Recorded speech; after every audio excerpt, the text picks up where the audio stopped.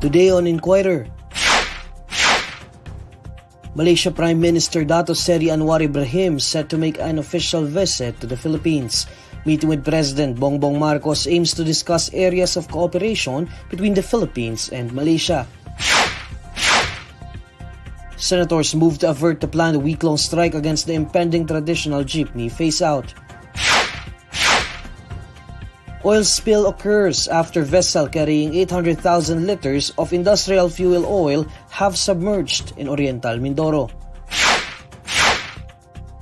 And Senator Robin Padilla says he is open to political changes in the 1987 Constitution.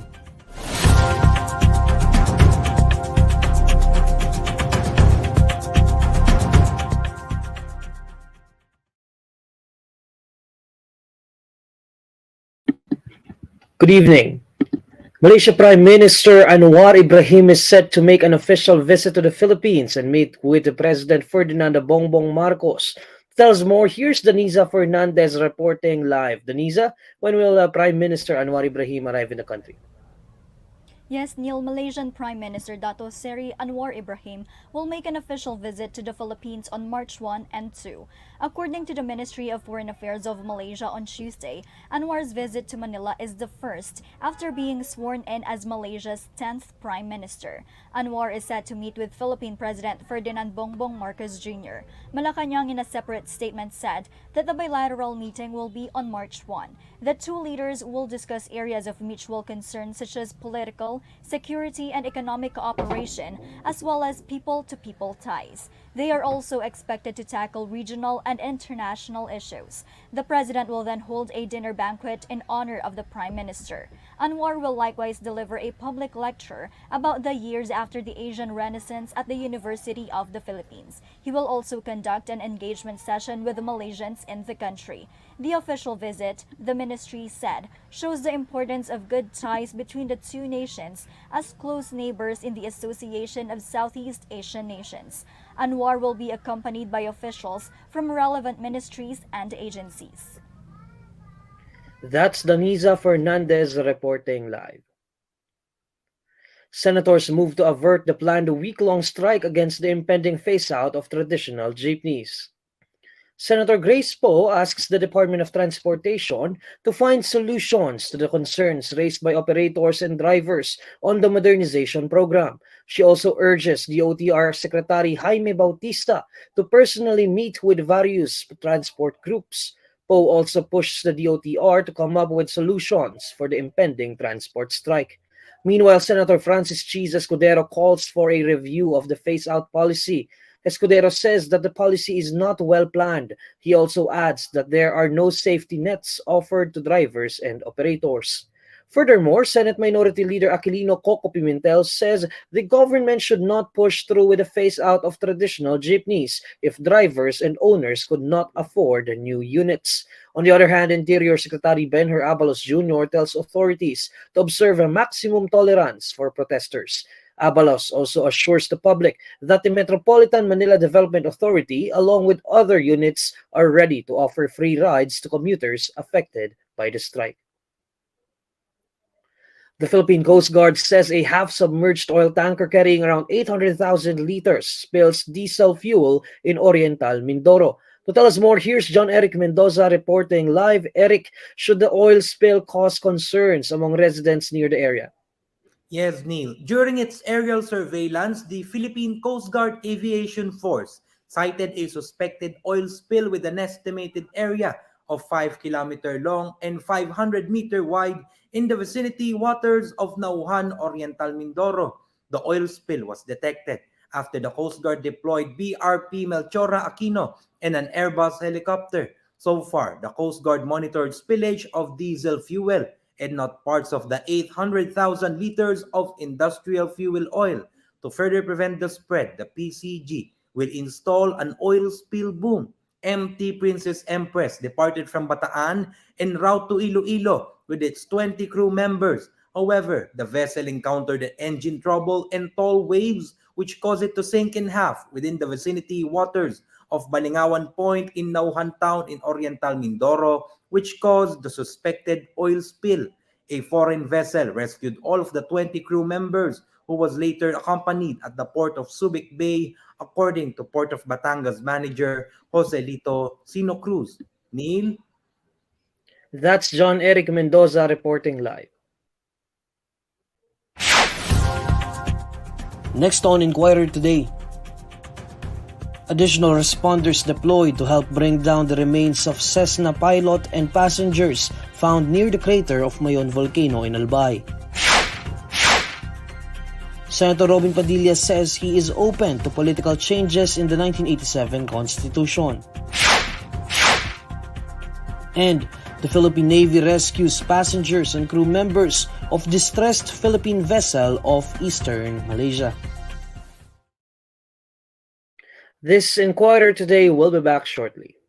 Salamat po sa suportan nyo. Maraming salamat.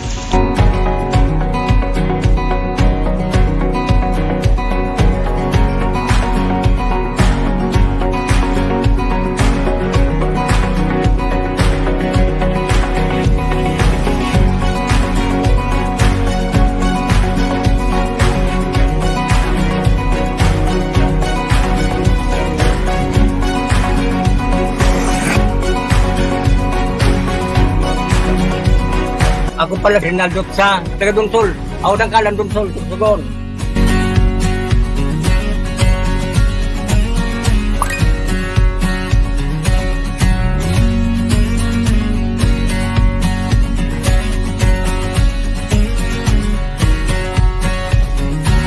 Ang trabaho ko po naglalaot po ako ngayon. Kung ako ng alimango.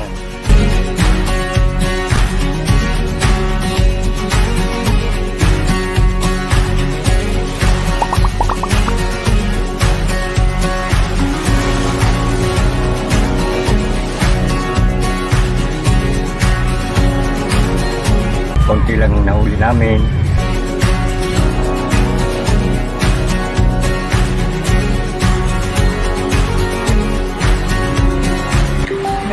Ay, matao. Ensues.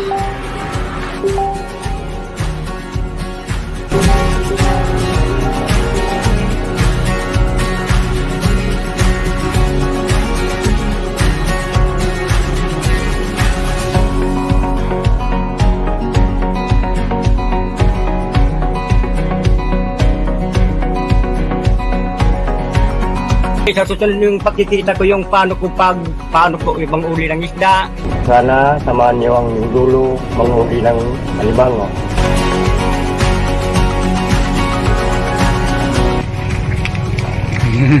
Maliit lang. Maraming salamat po sa sumusuporta po sa akin. Paano po ang request ng driver sa akin? Yung gagawin ko. Masaya po ako. Maraming salamat nanonood sa akin sa video ko.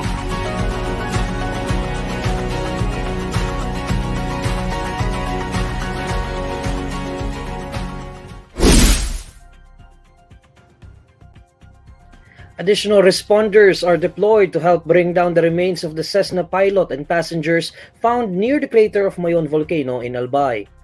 Kamalig Mayor Kaloy Baldos says 4 more batches of responders are deployed to retrieve the remains of those on board the Cessna 340A plane. Baldo adds that the incident management team in charge of retrieving the remains requested additional manpower. This comes after the eventual exhaustion of the initial team due to challenges of Mount Mayon's terrain. The Civil Aviation Authority of the Philippines reported that the Bicol International Airport lost contact with the Cessna 340 plane on February 18. This is the second Cessna plane to go missing this year, with the first disappearing in Isabela in January. Senator Robin Padilla is open to political changes in the 1987 Constitution. To tell us more, here's Denisa Fernandez reporting live. Denisa, what changes are Padillas pushing for in the Constitution?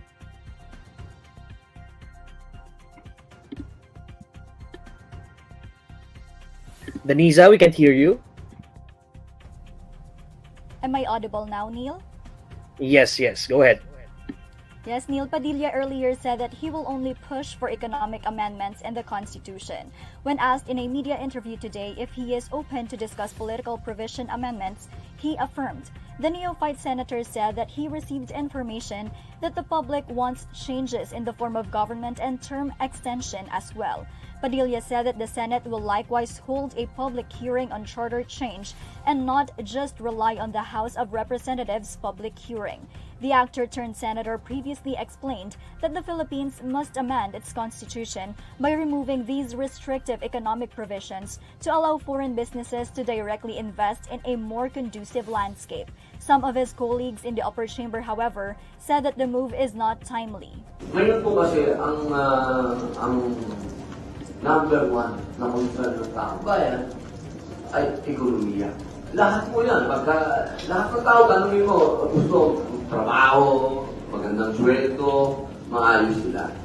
Pero siyempre po, pag nag-public hearing, maririnig mo na rin yung mga nasa malayong lugar. Tingnan natin kung totoo pa talaga.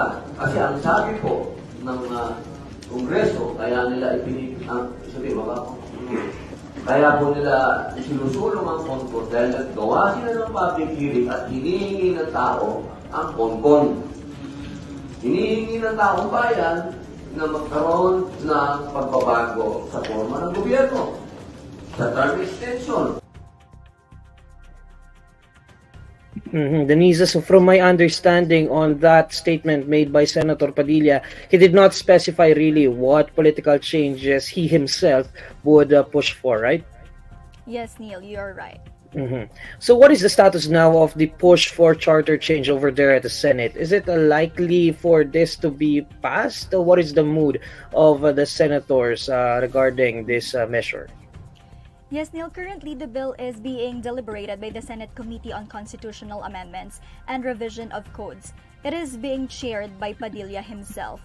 However, several senators expressed their reservations on charter change, saying that it is not timely as more pressing concerns such as poverty and even inflation should be addressed first.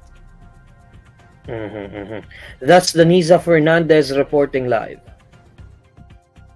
The Philippine Navy rescues passengers and crew members of a distressed Philippine vessel that encountered engine failure off eastern Malaysia. To tell us more, here's John Eric Mendoza reporting live. Eric? Yes, Neil, the Philippine passenger vessel encountered engine failure in the waters of eastern vicinity of Malaysia. This prompted the Philippine Navy and Malaysian Navy to rescue 24 passengers and crew of ML Rihanna. The ML Rihanna encountered engine trouble and was left drifting in vicinity 4.5 nautical miles northeast of Tagupi Island in Malaysia on Friday, February 24. The Navy said Royal Malaysian ship Toda gave ML Rihanna an assistance en route to the anchorage area in Tanjung Labian, Malaysia.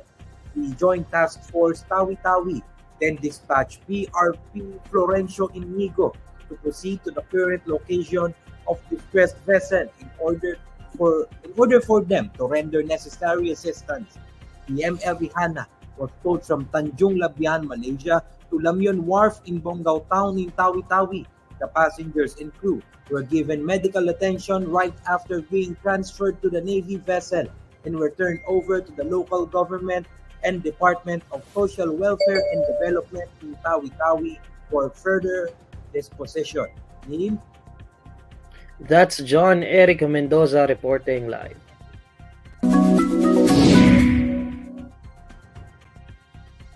Alamin naman natin ang mainit na balita sa mundo ng showbiz kasama si Irvin Santiago ng Bandera. Irvin? Hi Neil at sa lahat ng mga kabandera natin all over the universe. Ito na nga ang latest Bandera Chika. Dumipensa ang talent manager at content creator na si Ogie Diaz sa mga naging revelasyon ng dati niyang alaga na si Liza Soberano. Sinagot ni Ogie ang lahat ng mga naging pahayag ni Liza sa kanyang kauna-unahang vlog sa YouTube na This Is Me. Sinabi ni Liza na sa edad niya ngayong 25 ay 13 years na rin siyang nagtatrabaho. Nakagawa na siya ng 6 na pelikula simula noong 2013 hanggang 2019 at mahigit 500 episode na teleserye na puro romance, comedy at drama. Umikot lang daw ang history ng pagiging artista niya sa 3 direktor at 1 leading man sa mahigit 1 dekada niya sa ABS-CBN at Star Cinema. At ni minsan daw ay hindi siya tinanong kung may gusto ba siyang sabihin sa mga nagawa niyang proyekto. Ayon kay Oji, hindi na niya iisa-isahin ang mga hinaing ni Liza. Uunawain na lang daw niya ito at kung sinasabi ng aktres na parang kinokontrol siya ng mga taong nasa paligid niya, gusto niyang magpasalamat kay Liza dahil sinunod nito ang mga payo nila na naging dahilan ng kanyang pagsikat. Tungkol naman sa reklamo ng aktres na lahat na lang ng kailangan niyang gawin noon ay dinidikta sa kanya, ang sabi ni Oji, lagi naman daw siyang binibigyan ng chance na makapagsalita at pinakikinggan din siya ng management kapag may complaint siya. Nagpasalamat din si Oji kay Liza dahil sinunod nito ang lahat ng payo niya, pati na ang magandang pakikisama sa mga katrabaho lalo na sa production staff. Mensahe pa ni Oji sa dating alaga, "Tandaan mo anak, narating mo ang fame hindi lang dahil sa akin. Suporta ng Star Magic, ABS-CBN at ng production staff dahil din yan sa dedication mo sa trabaho. Dahil yan sa'yo kaya palakpakan mo rin ang sarili mo." Sa desisyon naman ni Liza na gamitin na nito ang tunay niyang pangalan na Hope Soberano, ipinaalala ni Ogie na ang pangalang Liza Soberano ang nagbigay ng magandang buhay sa kanyang pamilya. Dahil din daw dito ay nabigyan niya ng bahay ang tatay niya, bukod pa sa nakakapagpadala rin siya ng tulong sa nanay niyang nasa Amerika, pati na ang kanyang lolo at lola na kumupkup sa kanila ng kapatid niyang si Justine. Mensahe pa niya sa dating alaga, "I wish you good luck sa bagong bihis na Liza Soberano." Samantala, inamin din ni Oji na malaki ang utang na loob niya kay Liza dahil ang mga kinikita niya noon bilang manager ay ipinambabayad niya sa ospital noong 2017 para sa anak nitong si Miracle na 6 years old na ngayon. At yan ang Bandera Chika natin today. Thanks, Neil! Maraming salamat, Irvin, and these are the stories you need to know today. I'm Neil Mercado. Catch Inquirer Today live weekdays at 6 p.m. Follow INQUIRER.net on Facebook, Twitter, YouTube, TikTok, Instagram, and Reddit. For more stories, visit INQUIRER.net. Good evening.